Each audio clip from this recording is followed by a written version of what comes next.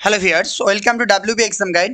Primary TET 2024 প্রস্তুতি পূর্বে আজকে সাইকোলজির খুবই গুরুত্বপূর্ণ একটা টপিক নিয়ে আলোচনা করব। এই টপিক থেকে কিন্তু প্রশ্ন প্রতি বছর এসেছে এবং আগামী দিনেও কিন্তু আসবে। এটা আমাদের West Bengal TET, C TET এবং তোমাদের ঝাড়খণ্ড টেটের যারা ফর্ম ফিল আপ করবে প্রত্যেকের জন্য কিন্তু খুবই গুরুত্বপূর্ণ। প্রত্যেকটা এক্সামের জন্য অর্থাৎ টেট পরীক্ষার জন্যই গুরুত্বপূর্ণ।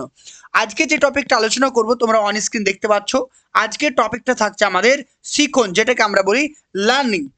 এই চ্যাপ্টার আজকে আমাদের পর্ব নাম্বার 1 অর্থাৎ পার্ট 1 আলোচনা করব। ফুল কনসেপ্টের সঙ্গে কিন্তু আমরা আলোচনা করব, অর্থাৎ এই শিখন থেকে আমাদেরকে কোন কোন বিষয়গুলো জানতে হবে, শিখতে হবে, বুঝতে হবে। প্রত্যেকটা জিনিস জানার জন্য অবশ্যই চ্যানেলটিকে সাবস্ক্রাইব করে রাখো এবং রেগুলার ক্লাসের নোটিফিকেশন পাওয়ার জন্য চ্যানেলের পাশে যে বেল আইকনটি রয়েছে অবশ্যই সেটাকে অন করে দাও। এছাড়াও ভিডিও ডেসক্রিপশনে তোমরা হোয়াটসঅ্যাপ বা টেলিগ্রামের লিঙ্ক পাবে, সেখানে অবশ্যই জয়েন হয়ে যাও, তাহলে কিন্তু আমাদের পিডিএফ এবং ক্লাসের নোটিফিকেশন তোমরা পেয়ে যাবে। চলো তাহলে আমরা প্রথমে দেখে নিব লার্নিং বা শিখন জিনিসটা বলতে কি বোঝায়। তাহলে লার্নিং বা শিখন জিনিস বলতে কি বোঝায় দেখে নাও। বলছে শিখনের অর্থ বা হোয়াট ইজ লার্নিং বা মিনিং অফ লার্নিং বলতে কি বোঝায়। সাধারণভাবে শিখনের অর্থ হলো চেষ্টা বা অনুশীলনের দ্বারা নতুন আচরণ অর্জন করা বা অর্জিত আচরণের পরিবর্তন সাধন করা। কি বলছে দেখো, তাহলে শিখন বলতে কি বোঝায়। শিখন বলতে বোঝাচ্ছে নতুন আচরণ অর্জন করা। তাহলে একটা কি নতুন, ঠিক আছে, নতুন আচরণ। ওকে, নতুন আচরণ অর্জন এক নাম্বার। শিখন বলতে নতুন আচরণ অর্জনকে বোঝায়। আর 2 নাম্বার কি বলছে, আচরণের পরিবর্তন। আচরণের পরিবর্তন অর্থাৎ ধরো তোমার মধ্যে কোনো একটা আচরণ রয়েছে, সেটা কি করা, সেটাকে পরিবর্তন করা, সেটাকে আমরা বলবো শিখন। তাহলে শিখন বলতে বোঝাচ্ছে শিখন হচ্ছে অনুশীলন দ্বারা বা চেষ্টার দ্বারা। তাহলে শিখন কিন্তু অটোমেটিক্যালি হয় না, আমাদের শিখন কিন্তু অটোমেটিক্যালি হয় না। শিখনের জন্য কি দরকার, শিখনের জন্য কিন্তু আমাদের দরকার চেষ্টা, আমাদের অনুশীলন দরকার। এই পয়েন্টটা কিন্তু ভালো করে মনে রাখতে হবে। তাহলে শিখনের জন্য কি দরকার, শিখনের জন্য দরকার আমাদের চেষ্টা এবং অনুশীলন, দুটোই দরকার। এবং এর মাধ্যমে কি করা হবে, আমরা নতুন আচরণকে অর্জন করব বা আমাদের যে আচরণটি রয়েছে সে আচরণের পরিবর্তন করব। এটাকে আমরা বলবো শিখন। দেখো এবার আমরা ডেফিনেশন অফ লার্নিং সম্পর্কে জানবো। শিখন হলো সেই প্রক্রিয়া যার সাহায্যে ব্যক্তি নতুন আচরণ সম্পূর্ণ করার দক্ষতা অর্জন করে। বিভিন্ন মনোবিদ শিখনের বিভিন্ন সংজ্ঞা দিয়েছেন। তাহলে এখান থেকে আমরা একটা জিনিসই জানলাম যে শিখন বলতে কি বোঝায়। শিখন বলতে বোঝাচ্ছে নতুন আচরণকে অর্জন করা বা আমাদের মধ্যে যে অলরেডি যে আচরণগুলো রয়েছে সে আচরণগুলোকে পরিবর্তন করা, এটাকে আমরা বলবো শিখন। নেক্সট দেখো, নেক্সট বলছে উৎসত।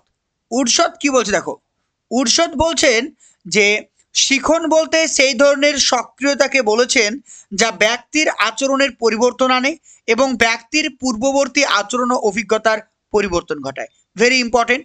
দেখো পরীক্ষা হয়তো সংজ্ঞা পরীক্ষা আসবে না বা কোটেশন পরীক্ষা আসবে না, কিন্তু এইগুলো যে সংজ্ঞা থেকে যে বৈশিষ্ট্যগুলো তোমরা পাচ্ছ এই বৈশিষ্ট্যগুলো মাথায় রাখতে হবে। তাহলে শিখন কি, শিখন হচ্ছে এক ধরনের সক্রিয়তামূলক প্রক্রিয়া। তাহলে পরীক্ষা যদি দেয় শিখন কি, শিখন হচ্ছে কি অ্যাক্টিভ, ঠিক আছে, অ্যাক্টিভ অপশন এ।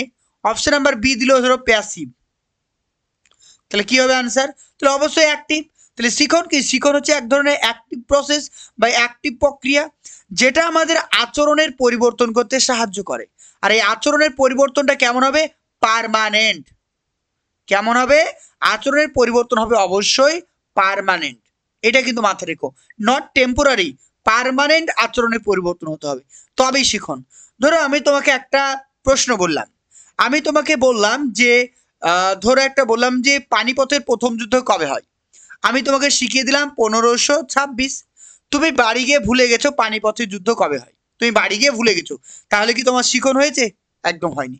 কারণটা কি, শিখন হলো পার্মানেন্ট চেঞ্জ অফ বিহেভিয়ার, অর্থাৎ তোমার আচরণের কি হবে, পার্মানেন্ট পরিবর্তন হবে, সেটাকে আমরা বলবো শিখন।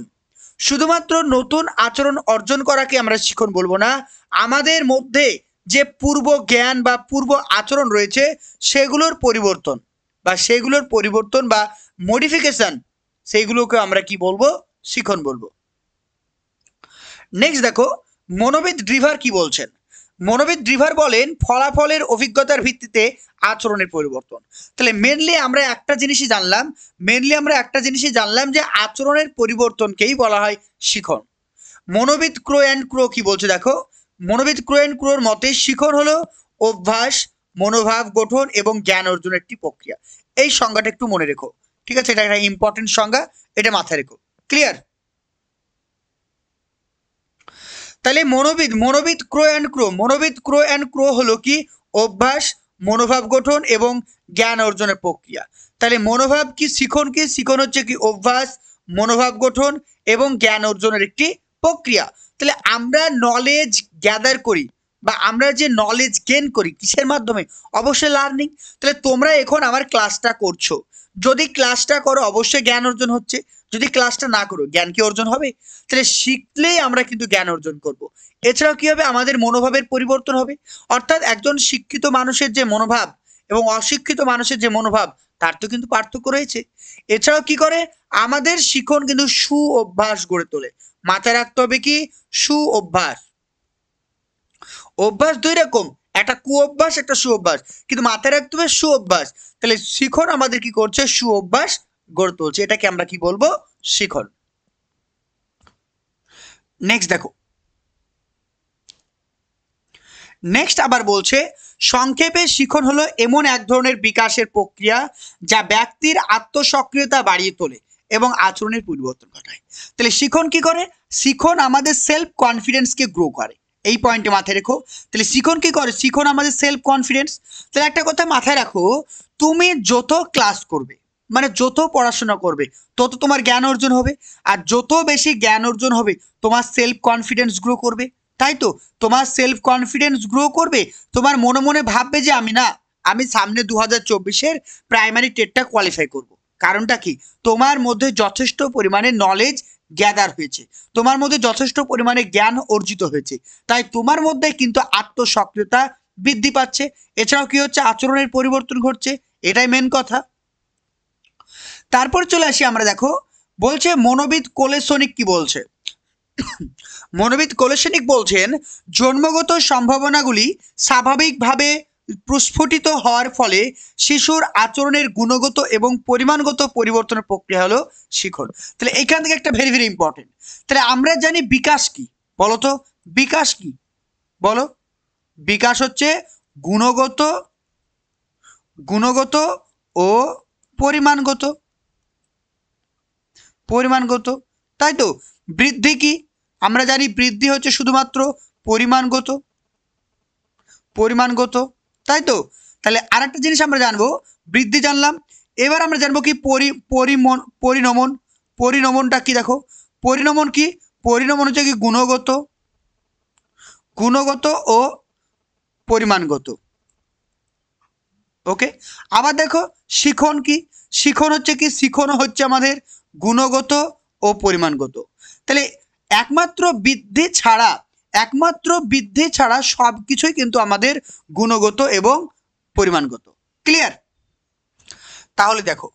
তাহলে এখানে কি বলছে দেখো, তাহলে জন্মগত সম্ভাবনাগুলি স্বাভাবিকভাবে প্রস্ফুটিত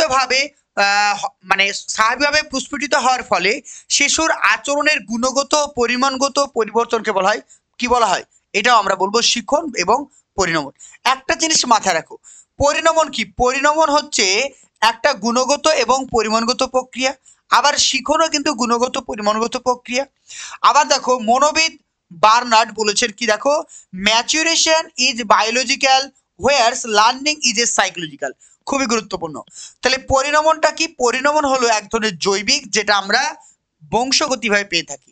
তাহলে জৈবিক মানে কি? যেটা আমরা বংশগতভাবে পেয়ে থাকি। তাহলে পরিণমনটা কি? পরিণমনটা হচ্ছে এক ধরনের জৈবিক প্রক্রিয়া, অর্থাৎ যেটা আমরা কিন্তু হেরিডিটি মারফত পেয়ে থাকি, অর্থাৎ জন্মসূত্রে আমরা পেয়ে থাকি। আর শিখনটা কি? শিখনটা হচ্ছে একটা সামাজিক বা মনস্তাত্ত্বিক প্রক্রিয়া, যেটা কিন্তু আমাদের সমাজের সঙ্গে আমরা ধীরে ধীরে অ্যাডপ্ট করি বা অর্জন করি।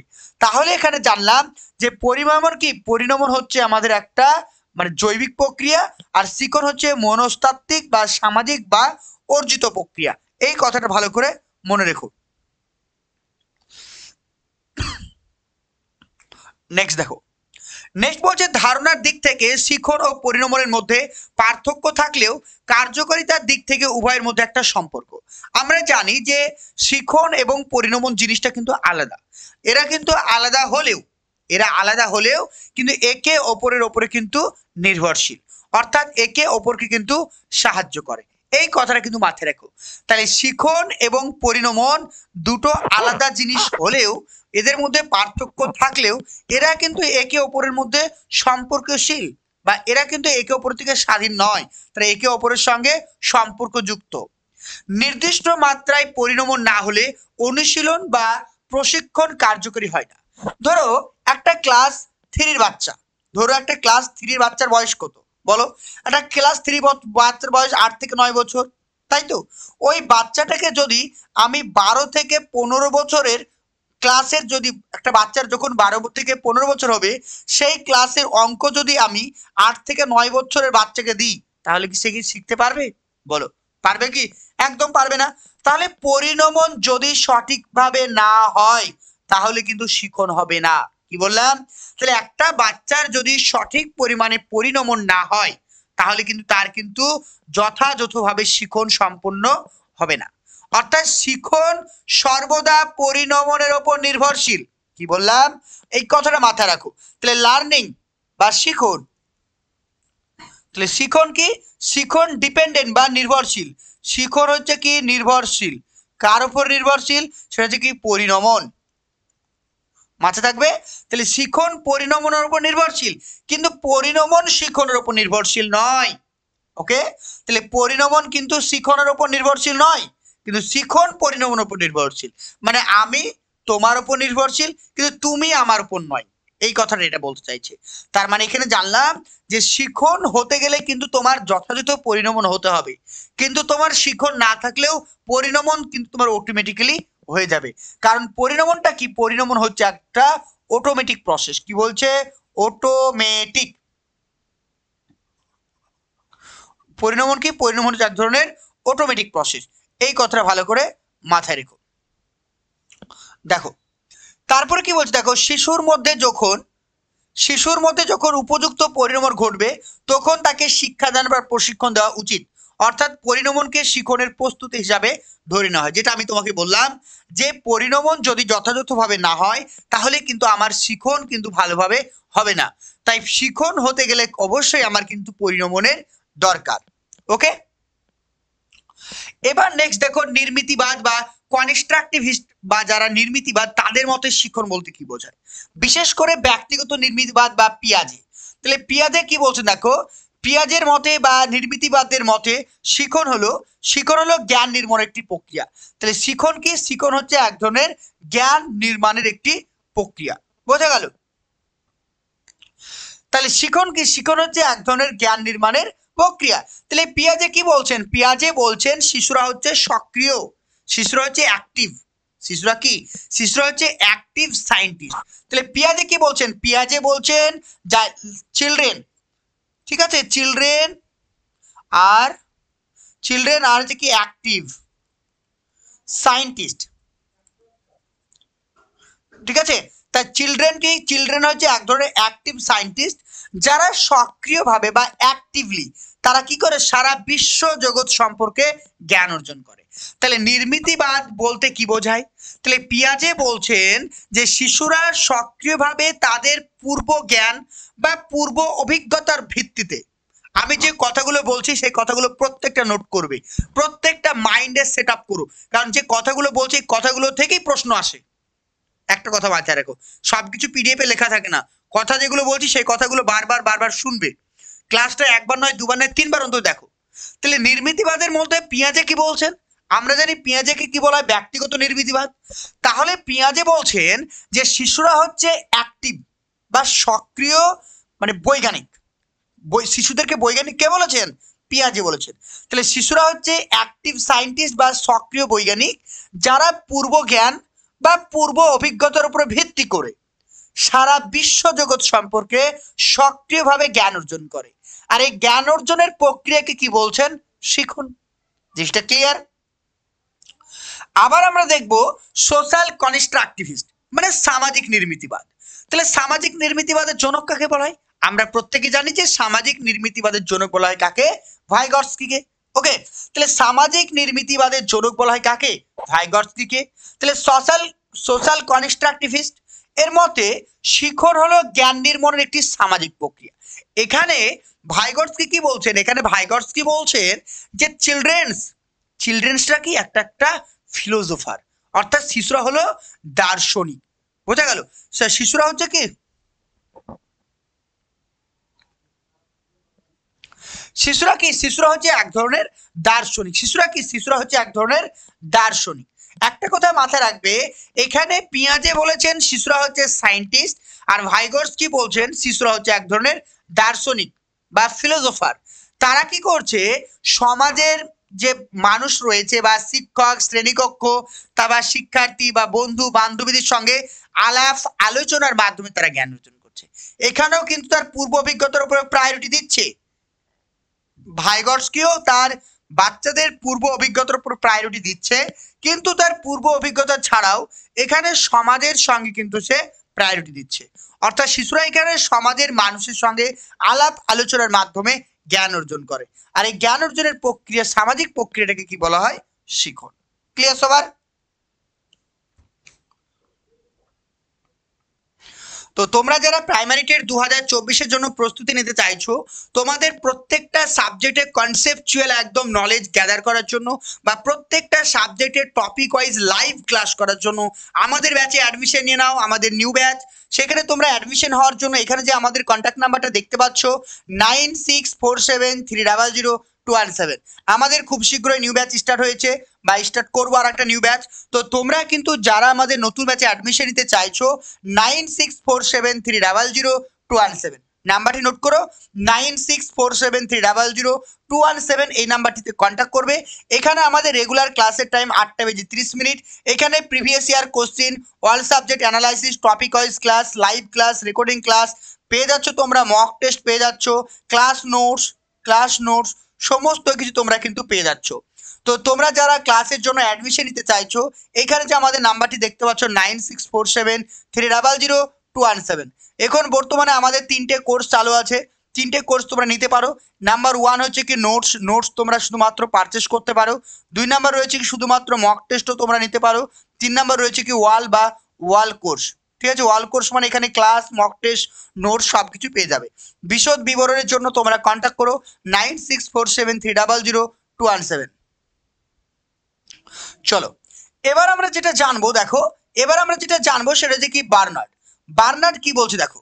তাহলে বার্নার্ডের মতে শিখন হলো আচরণের পরিবর্তন। অর্থাৎ দেখো, আমরা এতগুলো মনোবিদের যে শিখনের সংজ্ঞা জানলাম, প্রত্যেকে কিন্তু একটা কথাই বলেছে যে শিখন হলো এক ধরনের আচরণের পরিবর্তন। তাহলে শিখন প্রক্রিয়া ও ফল উভয় দিক থেকে বিবেচনা করা যায়। তাহলে আমাদের যে শিখন, ভালো করে দেখো, তাহলে শিখনটা কি? শিখন হচ্ছে এক ধরনের প্রক্রিয়া বা প্রসেস, এবং এর হচ্ছে একটা ফল বা রেজাল্ট, এই দুটোই আমরা কিন্তু পেয়ে থাকি। প্রক্রিয়া হিসাবে শিখনকে অনুশীলন বা প্রচেষ্টার ফলে ক্রমোন্নতি পারদর্শিতা হিসাবে বিবেচনা করা হয়। পরে যখন ক্রমোন্নতি চূড়ান্ত পর্যায়ে পৌঁছায় তখন তাকে শিখনের ফল বলা হয়। ওকে, এটা আমরা আলোচনা করব। তাহলে দেখো, প্রক্রিয়া মানে কি? দেখো, প্রক্রিয়া মানে হচ্ছে প্রসেস। ঠিক আছে, প্রক্রিয়া মানে প্রসেস, আর ফল মানে কি? রেজাল্ট। ফল মানে রেজাল্ট। তাহলে ধরো আমি কোনো একটা জিনিস শিখছি, ভালো করে বোঝো। ধরো আমি নামতা শিখছি, আমি 5-এর ঘরে নামতা শিখছি। 5 একে 5, 5 দুগুণে 10, 3 5 15, 4 5 20, আজকে এইটুক শিখলাম। তাহলে আমি কিন্তু পুরোটা শিখতে পারিনি, আজকে এইটুক শিখলাম। এইটাকে বলছে শিখনের প্রক্রিয়া। কালকে আমি 5 6 30, 5 7 35 এইটুক শিখলাম। তারপর 5 8 40, 5 9 35 এইটুক শিখলাম। তারপরে আমি 5 10 50 শিখলাম। অর্থাৎ ধীরে ধীরে যখন আমি শিখছি, এটাকে আমি কি বলবো? শিখনের প্রক্রিয়া। অর্থাৎ তোমরা যে এখন টেটের জন্য পড়ছো, অর্থাৎ লার্নিং গ্যাদার করছো, এটাকে বলবে কি? Learning is a process. কিন্তু তোমরা যখন টেট কোয়ালিফাই করছো, অর্থাৎ টেটের পরীক্ষা দিয়ে কোয়ালিফাই করছো, সেটাকে বলবো আমরা রেজাল্ট, অর্থাৎ শিখনের ফল। অর্থাৎ তুমি ভালো করে শিখেছো, তাই তুমি আজকে ফল পেলে। তাহলে শিখন হচ্ছে দুটো প্রসেস রয়েছে, একটাকে বলবো আমরা প্রক্রিয়া, আর একটাকে বলবো আমরা রেজাল্ট। তাহলে যখন আমরা অনুশীলন বা প্রচেষ্টার ফলে ক্রমোন্নতি পারদর্শিতা, তাহলে ক্রমোন্নতি পারদর্শী মানে কি? আজকে ধরো 5 কে 5, 5 দুগুণে 10, 3 5 15 শিখলাম। কালকে শিখবো আমি 4 5 20, 5 5 25। অর্থাৎ ক্রমোন্নতি মানে ধীরে ধীরে, মানে একের পর এক একের পর এক। বুঝতে পেরেছো?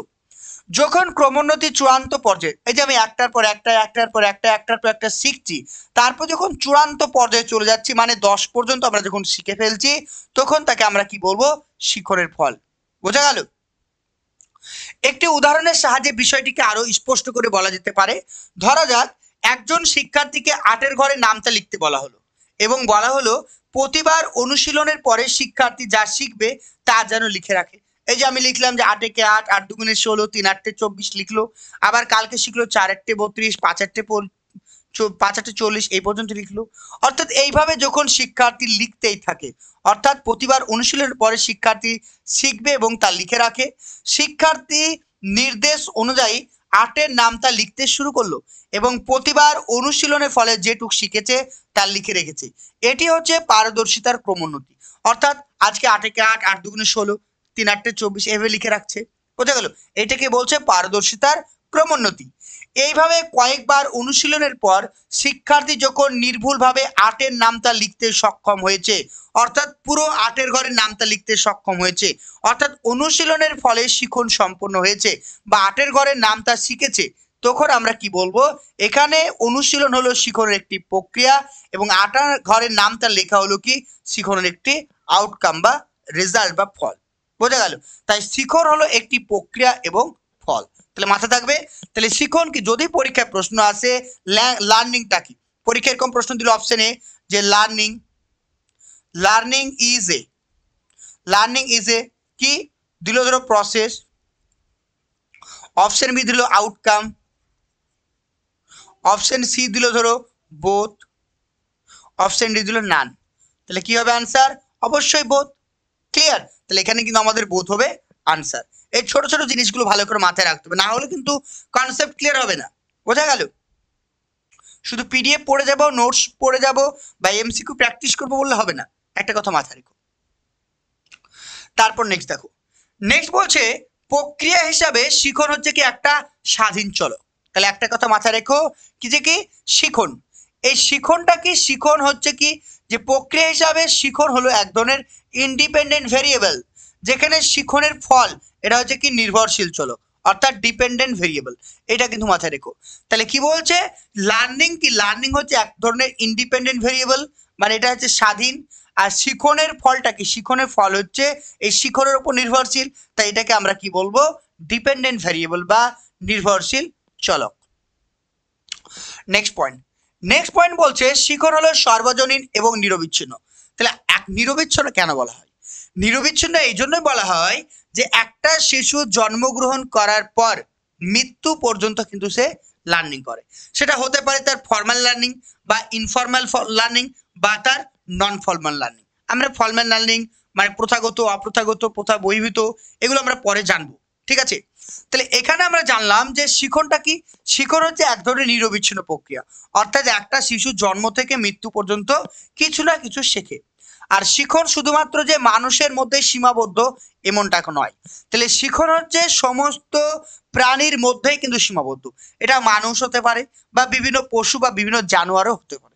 যেমন আজকে দেখো বাঘ, সিংহ, হাতি, এগুলো কিন্তু আজকে সার্কাস খেলাতে কিন্তু তাদেরকে প্রশিক্ষণ দেওয়ার মাধ্যমে শিক্ষা দেওয়া হয় এবং তাদেরকে নিয়ে খেলাধুলা করা হয়। কারণটা কি? কারণ প্রত্যেকটা প্রাণী, অর্থাৎ যার প্রাণ রয়েছে সেই কিন্তু শিখন করে, অর্থাৎ লার্নিং করে। তাই শিখনকে কি বলা হয়? সর্বজনীন এবং নিরবিচ্ছিন্ন। নেক্সট দেখো, মানুষ সহ সব প্রাণীর মধ্যেই শিখনের অস্তিত্ব দেখা যায়। মানুষের মধ্যে সব বয়সে, লিঙ্গ, জাতি, ধর্ম নির্বিশেষে কিন্তু শিখন ঘটে। তাহলে শিখন কিন্তু কোনো জাতি, বয়স বা লিঙ্গ এর উপরে নির্ভরশীল নয়, যে ছেলেরা বেশি শিখবে মেয়েরা বেশি শিখতে পারবে না, বা হিন্দুরা বেশি শিখবে মুসলিমরা বেশি শিখবে না, এমনটা কিন্তু নয়। শিখন কিন্তু সবাই ভালো করে শিখতে পারে। বোঝা গেল? তাহলে শিখন কিন্তু প্রত্যেকটা মানুষ বা প্রত্যেকটা জিনিস কিন্তু ভালো করে শেখে। ক্লিয়ার? নেক্সট দেখো, শিখন হলো সক্রিয় এবং সৃজনশীল। শিখনের সঞ্চালন ঘটে। তাহলে শিখন কি? এর আগে আমি বলেছি যে শিখন হচ্ছে এক ধরনের সক্রিয় মানে অ্যাক্টিভ, এবং সৃজনশীল, সৃজনশীল মানে ক্রিয়েটিভ, আমরা জানি ক্রিয়েটিভ। তাহলে শিখন কি, শিখন হচ্ছে অ্যাক্টিভ, মনে থাকবে, শিখন হচ্ছে অ্যাক্টিভ এবং ক্রিয়েটিভ, এবং শিখনের সঞ্চালন ঘটে। সঞ্চালন মানে কি, ট্রান্সফার। আমরা এর আগে একটা ক্লাস করেছি না, ট্রান্সফার অফ লার্নিং, কে ক্লাসটা করছো হাত তোলো। ট্রান্সফার অফ লার্নিং, তাই তো? আমরা কি পড়ছি, positive transfer, negative transfer, zero transfer পড়েছি কিনা, কিছুদিন আগেই ক্লাস করিয়েছি। তাহলে শিখন হচ্ছে কি, এক ধরনের সঞ্চালন কিন্তু ঘটে। ব্যক্তি এবং সমগ্র পরিস্থিতির মিথস্ক্রিয়ার শিখন সম্পন্ন হয়। তাহলে দেখো, তাহলে একজন ব্যক্তি কখন শিখবে, তাহলে ব্যক্তি শেখে কিসের মাধ্যমে, তাহলে ব্যক্তি এবং পরিস্থিতি। দেখো, আমরা যে কোনো জিনিস কেন শিখি, আমরা শিখবো কেন, আমরা পরিস্থিতির ওপরই তো শিখবো। অর্থাৎ আমরা যখন যে পরিস্থিতির সম্মুখীন হব, আমরা সেই পরিস্থিতিতে কিন্তু আমরা শিখবো। তাহলে শিখন কি, শিখন অবশ্যই পরিস্থিতির সঙ্গে কিন্তু সম্পর্কযুক্ত। তাহলে একজন ব্যক্তি এবং পরিবেশের বা পরিস্থিতির সংস্পর্শে বা ইন্টারাকশনের ফলে কিন্তু আমাদের লার্নিংটা কমপ্লিট হয়। বোঝা গেল? তাহলে লার্নিং এর ক্ষেত্রে কিন্তু আমাদের এনভায়রনমেন্ট বা পরিবেশ কিন্তু অত্যন্ত গুরুত্বপূর্ণ। আরেকটা পয়েন্ট মাথায় রাখো, শিখন কি, শিখন হচ্ছে বিকাশমূলক বা ডেভেলপমেন্টাল। তাহলে শিখন কি, শিখন হচ্ছে এক ধরনের বিকাশমূলক বা ডেভেলপমেন্টাল একটা প্রক্রিয়া। অর্থাৎ শিখনের ক্ষেত্রে আমাদের বিকাশমূলক জিনিস গুরুত্বপূর্ণ। এই পয়েন্টটা ভালো করে মনে রেখো। ক্লিয়ার? তাই তো আমরা এর আগে পড়লাম বিকাশ কি, বিকাশ হচ্ছে কি গুণগত পরিমাণগত, তাই তো শিখন হচ্ছে কি গুণগত এবং পরিমাণগত। প্রত্যেকটা জিনিসের সঙ্গে প্রত্যেকটা রিলেটেড। যদি ভালো করে সাইকোলজি বুঝে পড়ো, একদম মজা লাগবে পড়তে, আর যদি মুখস্থ করো মাথার উপর দিয়ে সব চলে যাবে। বোঝা গেল? নেক্সট দেখো, শিখন ব্যক্তির সঙ্গতি বিধান এবং অভিযোজনের সাহায্য করে। আমরা দেখো, আমাদের যে পরিবেশ রয়েছে সেই পরিবেশে তো আমরা বসবাস করি, কিন্তু হঠাৎ ধরো আমাকে দার্জিলিংয়ে নিয়ে চলে যাওয়া হলো। দার্জিলিং তো অনেক ঠান্ডা, তাহলে কি হবে, সেখানকার পরিবেশের সঙ্গে আমাকে মানিয়ে নিতে হবে। অর্থাৎ কোনো একটা অঞ্চল বা কোনো একটা এলাকায় বা কোনো একটা নতুন পরিবেশে নিজেকে মানিয়ে নেওয়া, সেটাকে বলছে অভিযোজন, এবং তার সঙ্গে খাপ খাইয়ে নেওয়া, সেটা হচ্ছে সঙ্গতি বিধান। এটাকে আমরা কি বলবো, শিখন। বোঝা গেল? তো আবার তোমাদেরকে একটা কথা বলি, তোমরা যারা প্রাইমারি টেট 2024-এর জন্য প্রস্তুতি নিচ্ছ, তো আমরা কিন্তু আমাদের নতুন ব্যাচ স্টার্ট করেছি। তো তোমরা আমাদের ব্যাচে যারা অ্যাডমিশন নিতে চাইছো, এখানে যে কন্ট্যাক্ট নাম্বারটি রয়েছে 9647300217, 9647300217, এই নাম্বারে কন্ট্যাক্ট করো। তাহলে কিন্তু আমাদের পুরো কোর্স সম্পর্কে জানতে পারবে। এখানে প্রিভিয়াস ইয়ার কোশ্চেন অ্যানালাইসিস, মানে প্রত্যেকটা বছরের প্রশ্নগুলো ডিটেলসে করানো হবে। অল সাবজেক্টের অ্যানালাইসিস পেয়ে যাবে, topic wise class, live class, recording class, সমস্ত কিছু পেয়ে যাবে। ক্লাস আমাদের রেগুলার 8টা বেজে 30 মিনিট লাইভ ক্লাস হয়ে থাকে 30 মিনিট অ্যাপের মাধ্যমে। তো তোমরা যারা অ্যাডমিশন নিতে চাইছো আমাদের কোর্সে, এখানে যে নাম্বারটি দেখতে পাচ্ছ 9647300217, এখানে তোমরা পেয়ে যাচ্ছ ক্লাস, পেয়ে যাচ্ছ live class, recording class, mock test পেয়ে যাচ্ছ, নোটস পেয়ে যাচ্ছ, সমস্ত কিছু আমাদের কোর্সে তোমরা পেয়ে যাচ্ছ। আরও ডিটেলসে জানার জন্য তোমরা এখানে কন্ট্যাক্ট করো। তো আজকে আমরা এই পর্যন্তই শিখলাম। তো নেক্সট ক্লাসে আমি তোমাদেরকে পড়াবো তথ্য বা ঘটনামূলক শিখন বা ফ্যাকচুয়াল লার্নিং, যেটা তোমাদের 2023 সালে প্রাইমারি টেট পরীক্ষা এসেছিল, এখান থেকে প্রশ্ন। তারপর দেখো অ্যাসোসিয়েশনাল লার্নিং, যেটাকে বলা হয় অনুষঙ্গমূলক শিখন। তারপরে আমরা দেখবো কি, দেখো নিচের দিকে রয়েছে কনসেপ্ট লার্নিং সম্পর্কে জানতে হবে। তারপরে প্রসিডিউরাল লার্নিং, যেটা তোমাদের কম্পিউটার সহযোগী শিখন কাকে বলে বলা পরীক্ষা একটা এসেছিল 2023, এখান থেকে পরীক্ষা প্রশ্ন এসেছিল। অর্থাৎ ক্লাসগুলো যদি করো, প্রত্যেকটা জিনিস তোমরা কমন পাবে, শুধু এমসিকিউ প্র্যাকটিস করলে কিন্তু কমন পাবে না। ক্লাসগুলো যদি করো, আমি বিশ্বাস আছে যে তোমরা কমন পাবে, কারণ 2023-এ এত প্রশ্ন কঠিন হওয়া সত্ত্বেও সমস্ত কিছু কিন্তু সাইকোলজি এসেছিল কমন। কিন্তু ক্লাসগুলো করতে হবে, ক্লাসগুলো একবার দুবার করলে হবে না, বারবার রিভিশন করতে হবে। আমি যে কথাগুলো বলি সেই কথাগুলো ভালো করে মনে রাখতে হবে, তবে কিন্তু তোমাদের কনসেপ্ট ক্লিয়ার হবে, আদারওয়াইজ হবে না। তো আজকে রাত্রে ক্লাস আছে, তোমরা প্রত্যেকে ক্লাস করবে। তো এই পর্যন্ত থাকলো, নেক্সট ক্লাসে রাত্রে তোমাদের সঙ্গে দেখা হবে। ভালো থেকো, থ্যাংক ইউ।